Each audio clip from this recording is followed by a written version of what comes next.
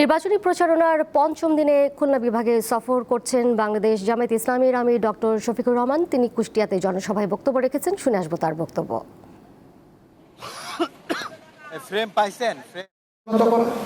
দ্বিতীয় নম্বর হচ্ছে সিন্ডিকেট ভেঙে একদম চুরমার করে দেওয়া, আর তৃতীয়টা হচ্ছে চাঁদাবাজিতে যারা লিপ্ত তাদেরকে আমাদের বুকে টেনে নিয়ে অন্য ভালো কাজে লাগিয়ে দেওয়া।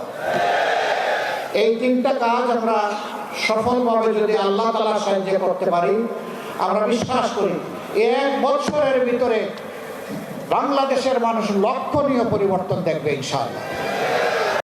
এই নির্বাচনী প্রচারণা কভার করছেন আমাদের সহকর্মী নূর আলম। আমরা সরাসরি বিস্তারিত জানবো তার কাছ থেকে। নূর আলম, এই মুহূর্তে কোথায় অবস্থান করছেন? এরপর জামায়াত ইসলামীর আমির কোথায় যাবেন, তার গন্তব্য কোথায়, কোথায় জনসভায় বক্তব্য রাখবেন, তার কর্মসূচি সম্পর্কে বিস্তারিত জানাবেন।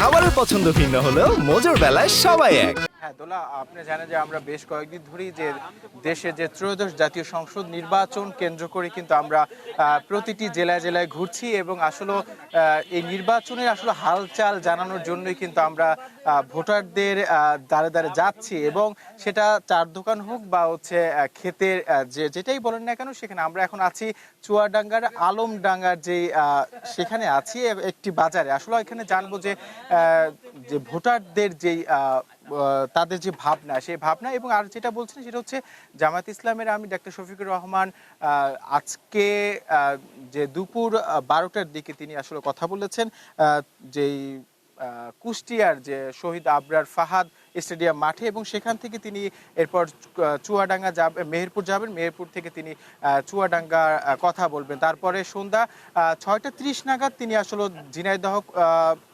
বক্তব্যের পর তিনি আসলে যশোরের উদ্দেশ্যে রওনা দেবে। তবে আমরা একটু ভোটের যেই হালচাল বা ভোটের যে সমীকরণ রাজনীতির মাঠে, সেই একটু জানবো আসলে যারা ভোটার, সেই ভোটারদের। আপনাকে স্বাগত জানাচ্ছি দীপ্ত টিভির নির্বাচন পথে পথে।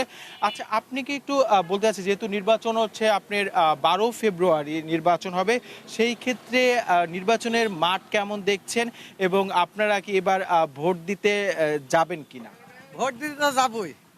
মাঠ দুই দল, এখন মনে করেন মাসুদ পারভেজ ভাই আর শরীফুজ্জামান শরীফ ভাই, দুইজনেরই ভাব ভালো আমাদের এলাকায়। তে যার যার মন সেই দেবে। গরিব মানুষ আমরা তো মনে করেন চাষাবাদি চাষি।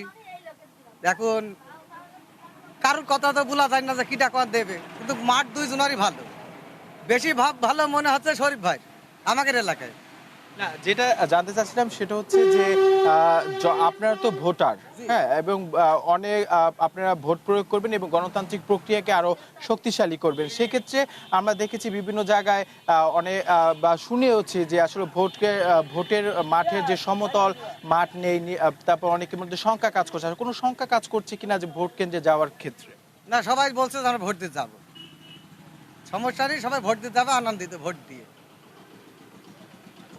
সেটা হচ্ছে আরেকটি, আমরা জানি যে দুইটি ভোটের আয়োজন করা হয়েছে, একটা হচ্ছে হ্যাঁ ভোট এবং একটা না ভোট। হ্যাঁ, আসলে মূলত যে সংস্কারের পক্ষে বা তাদের হ্যাঁ ভোট, এবং সেক্ষেত্রে আপনাদের এই হ্যাঁ ভোট বা না ভোট নিয়ে মতামত আছে কিনা, জানেন কিনা এই বিষয়ে? না, এই বিষয়ে মানে আপনাদের কোনো প্রচার প্রচারণা চালানো হয়েছে কিনা এদিকে আসলে এই বিষয়ে? জি না, আমি বলতে পারবো না। ঠিক আছে দোলা, এই ছিল আমার কাছে যেই নির্বাচনের যেই সমাবেশ সহ যে ভোটারদের যে নির্বাচন বা ভোট নিয়ে যে ভাবনা, তার সর্বশেষ। আমাদের সাথে সরাসরি যুক্ত ছিলেন সহকর্মী নূর আলম।